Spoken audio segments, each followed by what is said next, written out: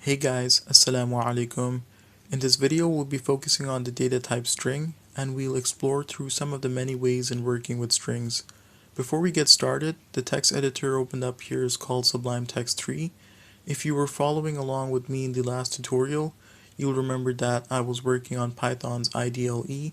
However, I'll be using Sublime Text now for the rest of the tutorials. If you'd like to stick with IDLE on your end, that's completely fine. And if you'd like to install Sublime Text, check out my short installation guide here. Link will be in the description below. If you're working along with me in this video and find out that Python code is not running in your Sublime Text, make sure that during Python's installation you had checked the box that says add Python to path, and then Python code should run in your Sublime Text and in your terminal. Alright. Now moving on to strings. I have a variable named text assigned to the string hello world, and if I print out the variable by clicking ctrl B, it'll show hello world here in the console. Pretty standard. So you may know from the last tutorial that strings can be defined as text closed between either double or single quotes, and you may ask what's the difference between using double quotes and single quotes. Well, it depends on the text you have in your string, so if I wanted to include a single quote within my string, I could do so if the whole string is closed within double quotes. We can see that hello world is closed between double quotes, so I can add in single quotes. Let's just put it around hello, and when I print this out, you can see that the single quotes are also printed along with hello world here. I could also do this for double quotes if I wanted them inside a string, but then the main string will have to be closed within single quotes. So let's just swap the quotation marks. And now that we have a string closed within single quotes, when I print this out, you can see that the double quotes are also inside the string on the word hello here.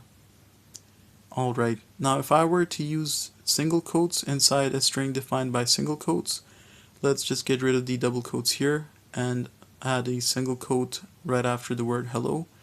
You can see that Python only considers the first word hello as a complete string, because strings are defined in Python by having one quotation mark at the start and the same exact quotation at the end of the string.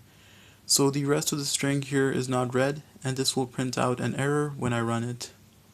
To fix this, however, I could add a backslash before this quote here, and now Python would skip over this quote and find the next single quote to be the end of the string. Printing this out, you'll see that we now have our single quote within our string, which is a string closed within single quotes. Awesome. And this would work the same way if we wanted to include double quotes inside a string closed by double quotes. We just have to use the backslash for our inner quotation mark. Alright, so this is one thing to keep in mind when defining strings by these two types of quotations. Now I have another variable called para that I haven't talked about here. It's assigned to a long string of words that say, hey guys, I hope you're all doing well, keep positive, have a chocolate ice cream. I know, pretty random. And if I print this variable para out to the console, you'll see that it prints out as a long continuous single line of words. Just to zoom out with the font size a bit by pressing Ctrl-, you can see that it's a long string with no line breaks. And many times we'd like to present long strings with line breaks just to make it more readable like a paragraph. To do that, we can add a special character called \n. So let's just add it here right after this word. And by printing this out, we'll see that the line break is applied where \n was mentioned in our string. And now it looks like a paragraph. Another way of using line breaks are with multi-line strings, which are just strings closed between 3 quotes at the start and 3 quotes of the same type at the end. So just adding triple double quotes here and then also at the end. So now if I just erase the \n where I used it and hit enter here, the string gets divided into 2 lines, and separating lines in strings like this only works with multi-line strings. So if I printed out para now to the console, it'll show a line break from where we divided the string. So this is another way of applying line breaks inside strings, and you could also use single quote multi-line strings the way I used double quotes here. Awesome. Let's change these two strings back to how they were. Now you can think of a string as a placeholder for individual characters, and we can have access to these characters, but first I'll show you a method for counting the number of characters in a string. To do this, we can use a function built in within Python called len, L-E-N, which stands for length, and by wrapping this function around my variable text, when I print this out, it'll show us the number 11 in the console here. And this number presents the total number of characters in Hello World. So if I count 1, 2, 3 all the way up to 11 as the floating text that I've left up here, you can see that the function did give us the correct number of characters for Hello World. So if we want to access an individual character in our string, we can do so by adding square brackets at the end here, and then adding the index of a character we want. So index in Python means the numerical order of a character or item, as with Hello World we counted their character positions from 1, 2, 3 all the way up to 11. However, in Python, indices are counted from 0, and that means the last character's index in Hello World would be the number 10 instead of 11. So counting it as 0, 1, 2 all the way up to 10. You see that I added 0 in the square brackets here, so when I print this out, it'll give us the first character H from Hello World. Similarly, if I added the last index 10 in the brackets and run it, it'll show us the last letter D from Hello World. If I had instead added an index number not belonging in the string, let's say 11, you'll see that after printing it, it'll show us an index error, which means that we're looking for a character beyond the end of the string. Although there are 11 characters in Hello World, we have to remember that Python counts the index of characters starting from 0. Now here's something interesting. If I put in a negative number like -1 in the brackets, and this will print out the last character in our string, D, as you can see in the console. And basically this shows us that Python can not only read indices chronologically from 0 to the end, but it can also read in reverse, starting with the last index as -1, the letter D, all the way up to the first character H, where in Hello World would be the index -11. Awesome. I could give another index error case where if I added the index -12 within the square brackets and print it out, the error pops up in the console. And this basically means that we're looking for a character before the start of the string, which of course wouldn't exist. Now we could also extract a range of characters from strings, and this can be implemented by defining a range notation within our squared brackets with the start position, colon, and the last position. And to explain this notation a bit better with an example, I can get the word hello from our text string. I would do that by first applying the start position as the 0th index, the letter H, and I would use the last position as the 5th index, the blank character between hello and world. And when I print this out, you'll see that the word hello gets displayed in the console. Now what's actually going on here is that this range notation retrieves the indices 0, 1, 2, 3, and 4, and these indices make up the word hello, but the 5th index is excluded from this range. And basically that's how Python works with ranges, and this is an important thing to keep in mind, is that when we use an index for the start position, that index is inclusive, but whatever index we use for the last position in our range here, that index will become non-inclusive. So in mathematical terms, when we use the 5th index here as the last position, it gets subtracted by 1, and therefore we get the indices from 0 to 4, making up the word hello. We could also do this with the example of getting the word world, and I would do that by first adding the 6th index as the starting position, and the last position I'll use the number 11. Now we know that the last index of our hello world string is the number 10, but what's going to happen here is the number 11 in our last position will be subtracted by 1, and that will return just the indices 6 till 10. So when I print this out, we get the word world printed out. Awesome. We can also use some shortcuts in defining ranges.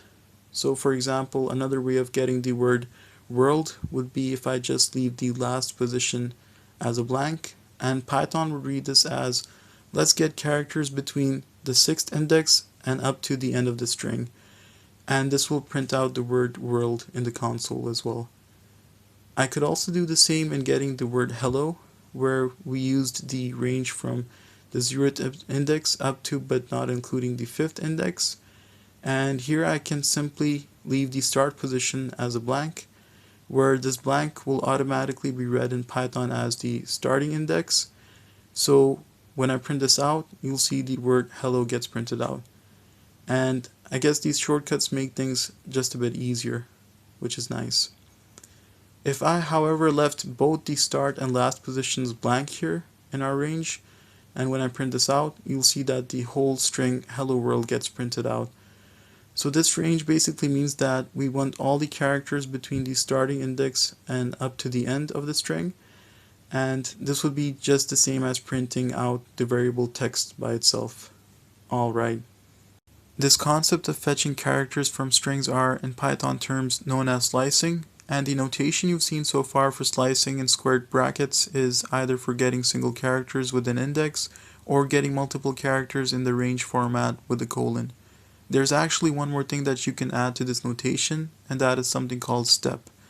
So this third range factor can be added by first applying a second colon and then adding our step, which is defined as the number of steps to be taken when we move through our range of characters start to end. To give you an example, if I use the same blank range here but add a step of 2 at the end, and when I print this out, you'll see that the hello world string gets printed out but with every second character skipped. So you can read this range of characters as starting from the first index going all the way to the end, but moving with the step of 2, or basically having every alternate character skipped. Awesome. If I were to just use a step of 1 instead in our slice range, you'll see that when printed out, the whole string hello world appears. And in this case, we're moving through characters from start to end by a step of 1 character, which means that no characters get skipped. Alright. So using steps in our slice ranges can be very useful in many cases, where, for example, if I wanted to print out the reverse of my whole string, I could do so by applying a step of -1 for the full range of characters here. And Python would read this as, I'll move from the start of the string until the end by a step of -1. And -1 here means going a step backwards. So when I print this out, you can see the hello world string completely reversed in the console here. Pretty awesome, right? So I've covered a little bit about slicing with strings. Now I'll be talking about concatenation of strings. Concatenating strings means attaching multiple strings together, and we can apply this in a few ways. One of them is by using the plus sign between strings. So let me define a new variable glad and assign it to the string glad to meet you. Now if I wanted to concatenate our text string hello world to the glad string to say hello world glad to meet you, I could do so by adding them together with the plus sign, just like this, text plus glad, and let's assign this result to a variable called new text.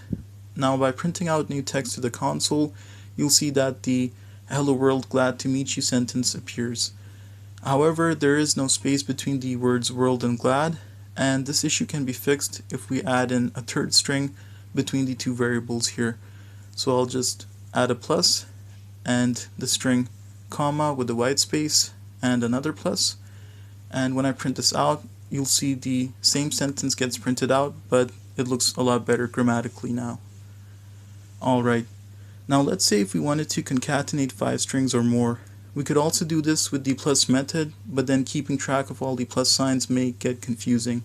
So another way of concatenating would be by using a formatted string.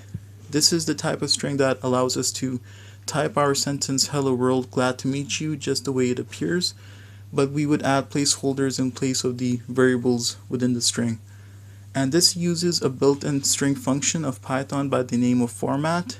So let me show you a formatted string. In this case, we'll have a string with the first placeholder of the variable text in curly braces, and then adding a comma and white space, and lastly I'll add the placeholder for the variable glad. Now to fill the placeholders with our variables, we can use the format function here at the end, where I add text and glad in this order, and when I print this out, we can see the same sentence gets printed out just like when we concatenated with plus signs. So you can see that using formatted strings may be a more readable way of concatenating strings than with plus signs, which is pretty nice. Now if you want to see a more efficient version of formatted strings, there is something called f strings. These are strings that also use placeholders, but instead of using the format function at the end here, we can just remove that and add the letter F at the beginning of the string before the start quotation.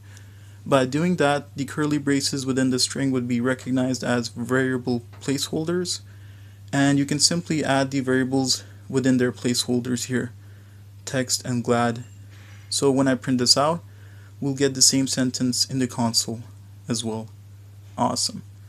One disclaimer about f-strings though is that they were introduced for Python version 3.6 and above, but if you're using Python version 3.5 or lower, don't worry, because there is a workaround for activating f-strings for your Python.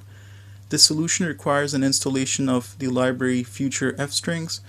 Now you may not know about libraries yet, so I'll be talking about libraries for a future tutorial.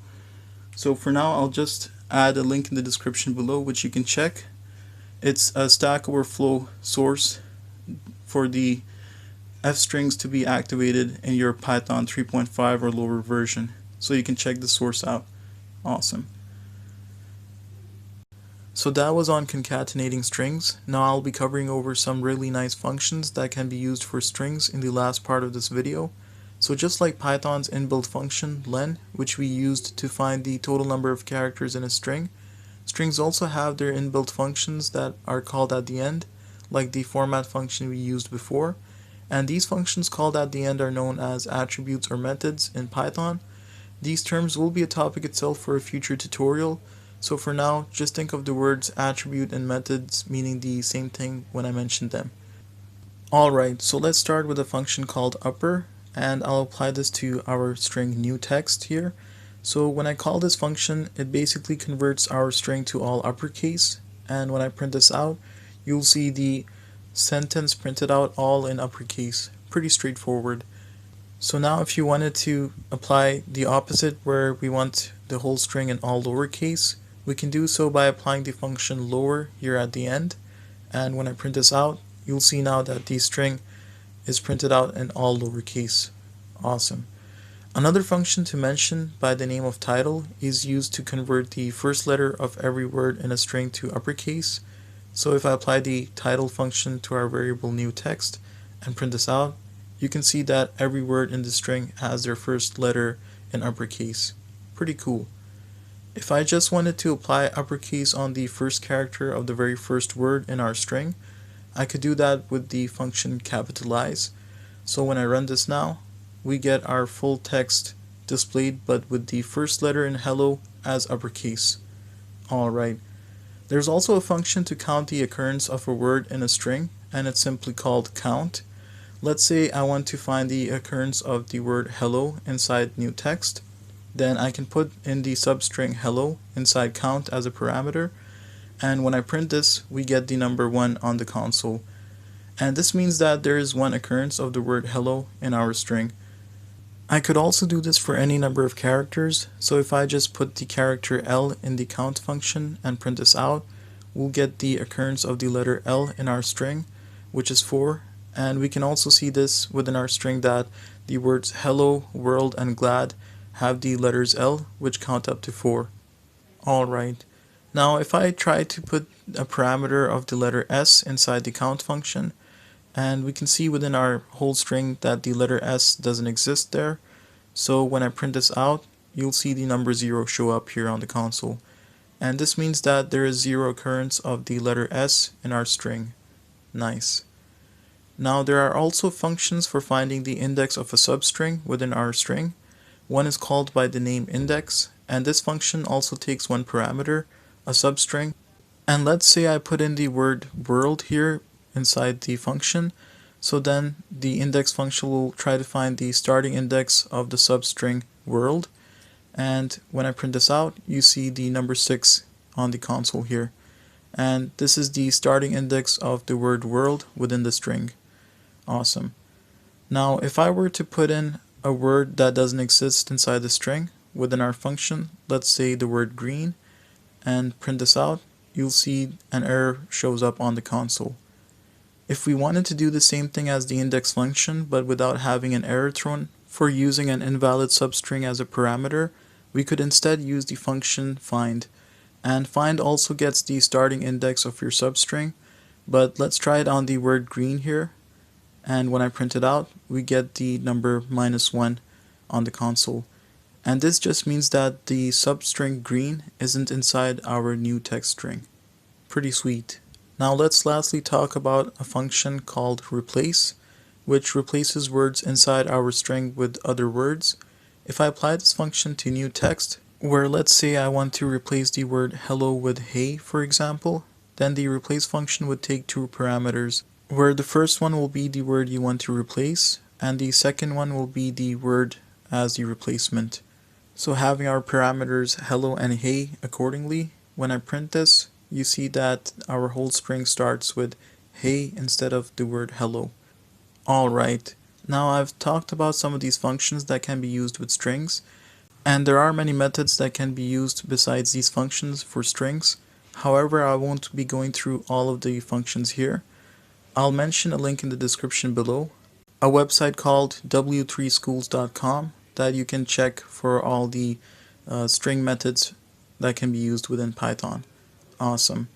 So these functions come in quite handy for many tasks that we'd like to work on when dealing with strings, and it's nice to learn and know how to use them. Alright, so I've discussed in length on how to work with text data, i.e. strings, within Python, and I'll be going over operations in the next upcoming tutorial. So that's pretty much it for this tutorial. I hope you found the video helpful regarding strings. If you enjoyed the video, give it a like or a subscribe, and stay tuned for more tutorials to come. I'll see you in the next one then. Thank you very much for watching. Take care, and Assalamualaikum.